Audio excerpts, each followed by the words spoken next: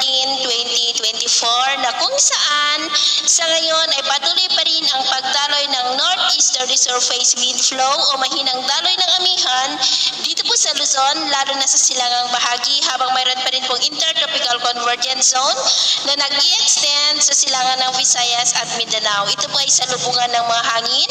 na mula po dito sa northern hemisphere at dyan po sa may southern hemisphere. At sa ating long range forecast ay wala pa rin pong bagyo na namamataan na tatawid po dito sa ating kalupaan hanggang sa susunod na 2 linggo, pero may chance pa rin ng pamumuo ng mga weather disturbances sa silangan ng ating bansa sa susunod na mga araw,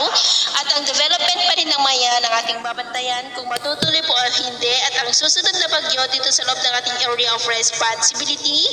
ay tatawagin po sa local name na Bagyong Christine.